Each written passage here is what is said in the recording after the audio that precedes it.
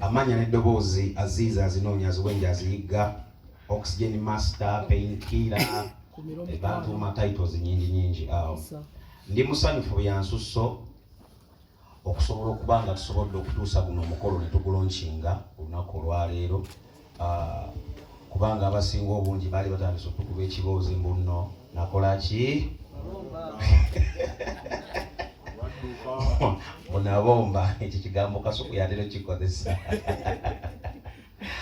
bannange mbadde sibombanga lyasi nali ngenze kukwasaganyamuko ku buwaani obumu era leero ndi mu maaso gammwe nga tugezaako okulonshinga ekigulu kyaffe ekya Strings of Love.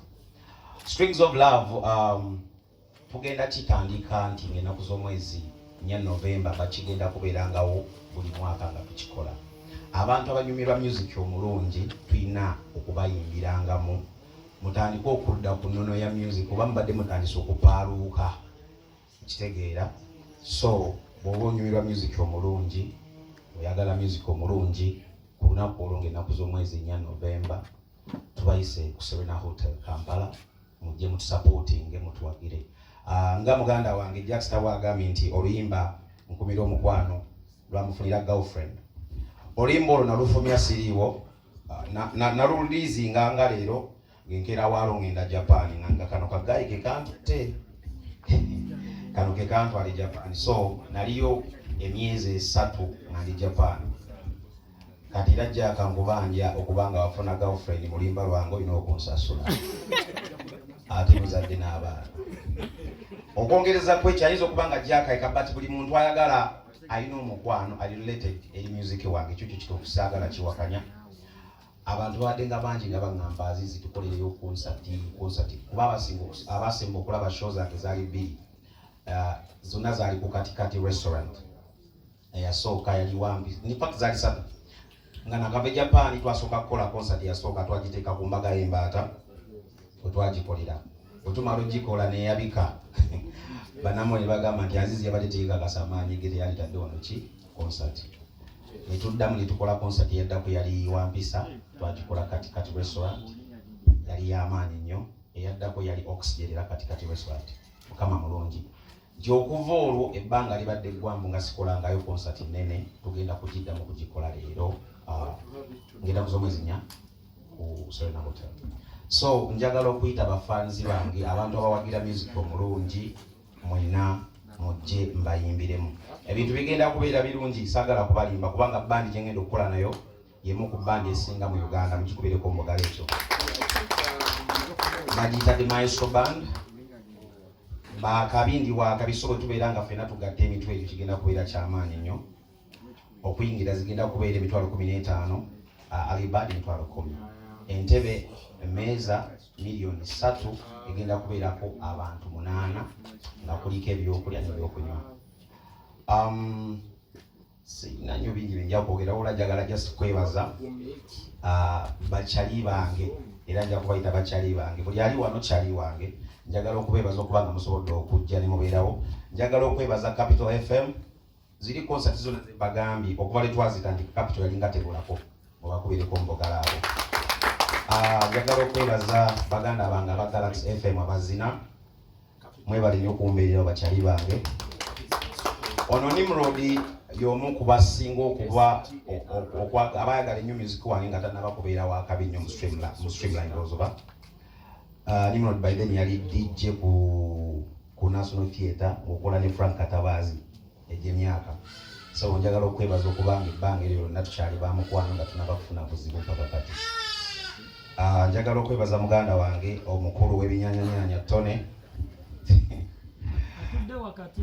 Atudde wakati. Of course buno wali wakati. Sebo njagala n'okukulisa akabenje sebo kulika akabenje muganda wange. Kama mulungi okubanga tusobodde okubanga tukyali nawe wano olwaleero. Njagala okwebaza main sponsor waffe Arapex Style Adhesive. Arapex Style Adhesive njagala okwebaza byansusso okunzikiririzaamu nembeera brand ambassador w'onumpa omulimu.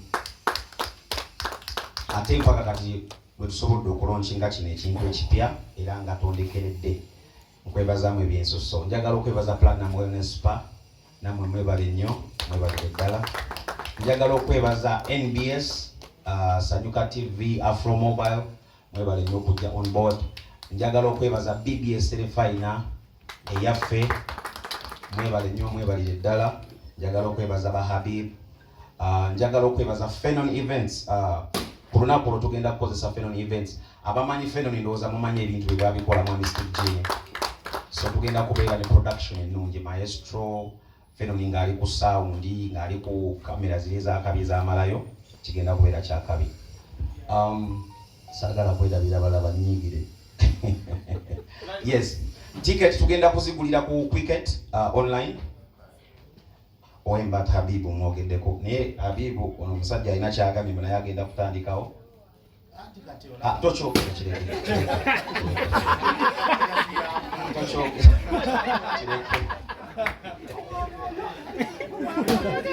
Ticket tugenda kuba tuzigulira ku Quicket, www.quicket.com.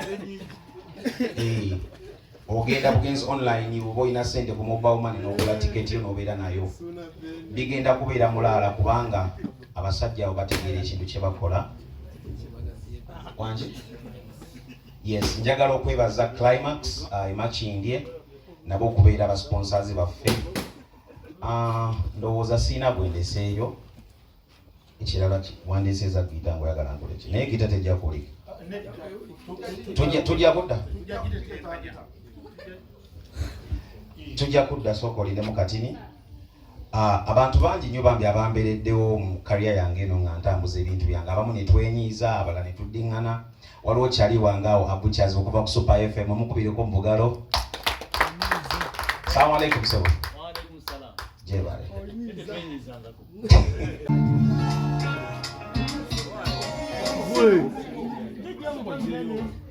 Bigira kyomoseeki. Ni muludi abadde ki?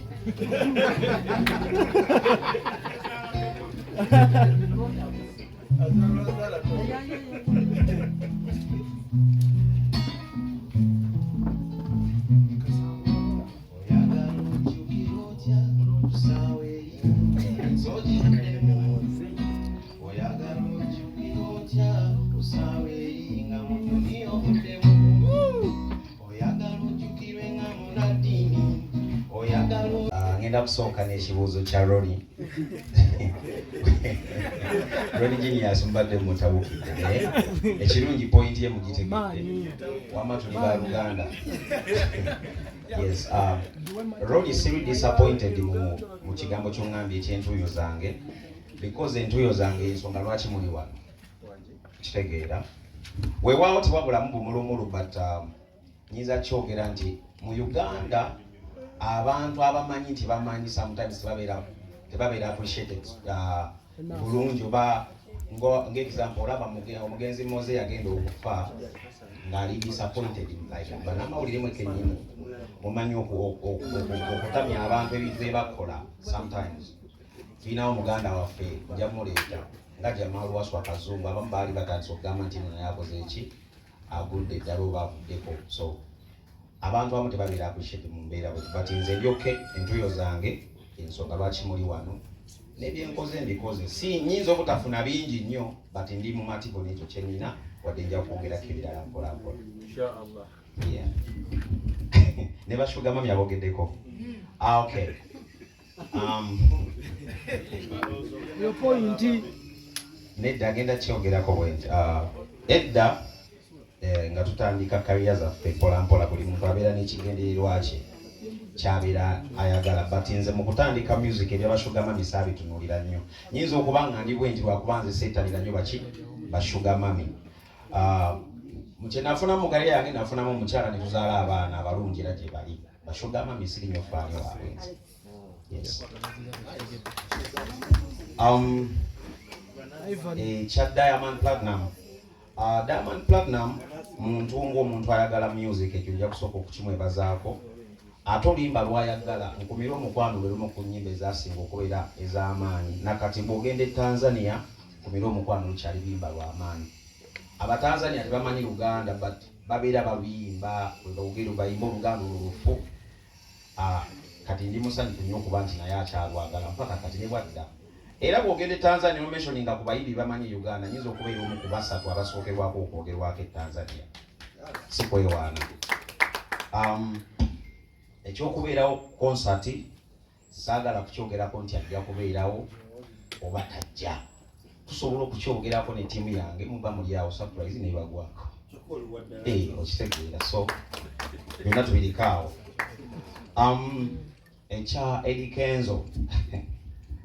Simanyi lwaki lwenkola interview mwagala nnyo okumubuuza ku muganda wange. Bagwa muleta. Ogambye emyaka 13 twatandika ne Eddy Kenzo. Of course twali ba mukwano. Bingi bitwagezaako okuyita mu fembi. But sometimes buli muntu abeera n'ekigendererwa kye ng'ajja. Nnyinza okujja ewa Tone nga Tone kyemwagalako Tone mwetaagako platform gy'alina, emikwano gy'alina, nabiki.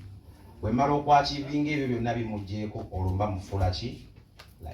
Kasasirwa tukyagala mmanya. Abantu ab'ebika bwe bityo mwe bali mu nsi. But era tebatugaana kukola ki? Kugenda mu maaso. Kukyogeddeko ekya sympathy ekyo kituufu. Nnyinza okuba nga nze nkimanyi, wali n'abalala bakimanyi. Gye bali, ekyo nakyo kiwe ekiri si kyakulimba, gyekiri.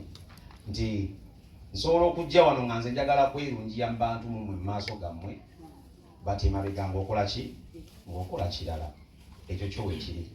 Kati saagala kudda mu bintu biri byoyogedde musimanyi yagamba wakola buuti ne buuti kuba bwe tunatandika okuddamu ebyo bijja kuba biwanvu. Gyali ali okke nange gye nini ki? Ndi fine. Yeah. Ekyokujja ku kyo akyogeddeko. Asobola okujja tewali amugaanyi kasaasasula ssente ze yajja. Tewali muzi. Kale tufune ebibuuzo ebirala.